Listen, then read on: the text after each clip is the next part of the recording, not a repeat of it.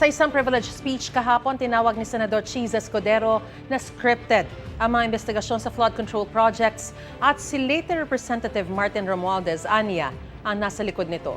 Welta naman ni Romualdez, hindi expose ang talumpati ni Escudero kundi isang DDS script. May unang balita si Mav Gonzalez. Tumayo sa sesyon si Senador Cheese Escudero para sabihing inililihis daw ang investigasyon sa flood control projects mula sa mga tunay na dapat tinutumbok nito. Isang tao lamang, Ginoong Pangulo, ang nasa likod ng script at sarswelang ito. Sasabihin ko, Martin Romualdez. Puna ni Escudero, mga pangalan ng senador ang binabanggit ng mga testigo sa Senate Blue Ribbon Committee pero nasaan aniya ang mga kongresista? Klarong-klaro po ang script nito.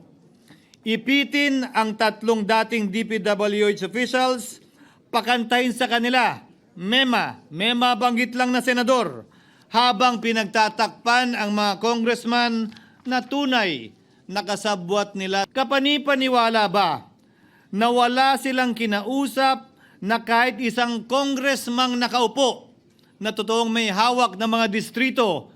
Sinigundahan din ni Escudero ang pahayag ni Navotas Representative Toby Chanco na ginamit ni dating House Speaker Martin Romualdez ang national budget para itulak umano noon ang impeachment ni Vice President Sara Duterte. Sabi nila, pumirma kayo dahil kung hindi lalabas ang pondo nyo na naka-FLR bago mag-eleksyon. Subalit, Ginoong Pangulo, hindi ito umubra. Hindi ito umubra dahil tinanggihan ito ni PBBM. Sinabi niyang walang ganyang uri ng usapan at sinabi niyang hindi niya gagawin yon. Kaya't hanggang ngayon, nananatili pa rin for late release ang mga questionableng pondo nila. Puna pa ni Escudero, Nagkataon lang ba, Ginoong Pangulo, na ang mga nakaupong senador na dinidiinan sa ngayon bumoto kontra sa depektibong impeachment ni Vice President Duterte o talagang tinumbok lang kami?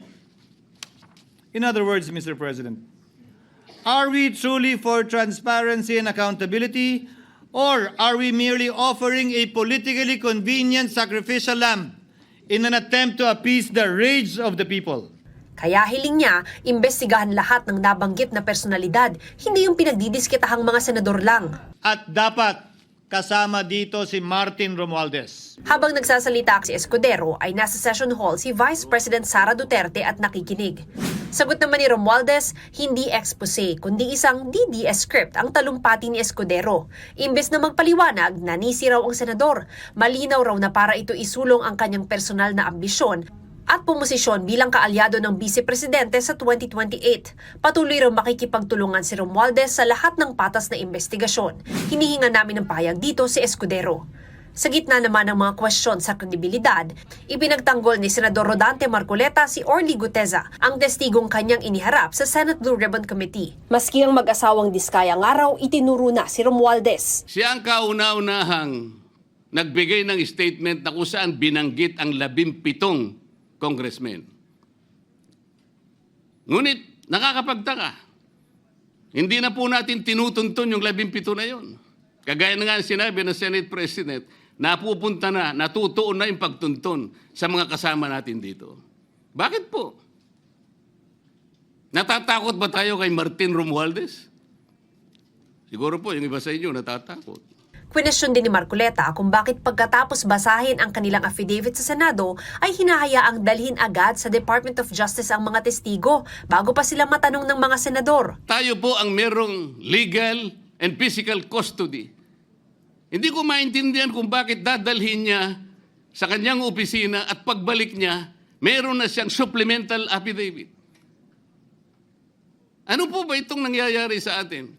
Meron na ba tayong alituntunin? Meron na ba tayong agreement sa pagitan ng DOJ at ang pag-imbestigang ginagawa natin sa Blue Ribbon Committee? Hindi ko na po maintindihan kung ang Blue Ribbon Committee is the investigative arm of the Department of Justice. Nasaan na po ang separation of powers?